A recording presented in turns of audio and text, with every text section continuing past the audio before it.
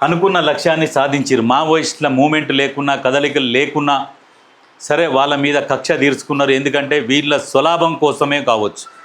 కాకపోతే ఎక్కడ కూడా మావోయిస్టుల కదలికలు లేనప్పుడు వాళ్ళ మీద ఎటువంటి చర్యలు తీసుకున్నారంటే నిజంగా అమిత్ షా గారు చాలా గ్రేట్. నక్సల్స్ ప్రభావిత ప్రాంతాల్లో అభివృద్ధి నిలిచిపోయింది. అభివృద్ధి నిలిచిపోలే. నక్సల్స్ ప్రభావిత ప్రాంతాల్లో ఏదైతే అడవులను చెరబట్టాలనుకున్నారో, అడవులను తోడాలనుకున్నారో, అడవులని మొత్తం కొల్లగొట్టాలనుకున్నారో అక్కడ నక్సలర్స్ ఉంటే ఇబ్బంది అవుతుందని చెప్పేసి ఇటువంటి పని చేసిర్రు అంతే. మరి అదేవిధంగా మరి మీరు అన్నీ ఒకే కోణంలో చూడాలనుకుంటే హైదరాబాదులో పాత బస్తీలో ఎలాంటి డెవలప్మెంట్ లేదు, బెంగాల్లో లేదు, డెవలప్మెంట్ లేదు.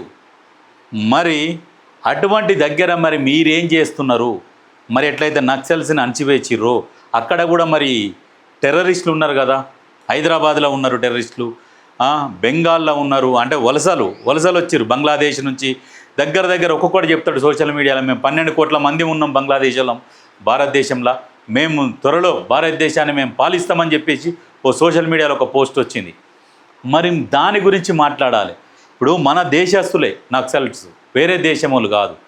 మరి విదేశాల నుంచి వచ్చి మన దేశంలో వండుకుంటూ మన దేశస్తుల మీద దాడి చేసుకుంటూ రక్తపాతం సృష్టిస్తూ రకరకాలుగా ఇండ్లు ఖాళీ చేయించుకుంటా ఇండ్ల మీద దాడి చేసి ఒక జిల్లాని 70% కైవసం చేసుకున్నారు.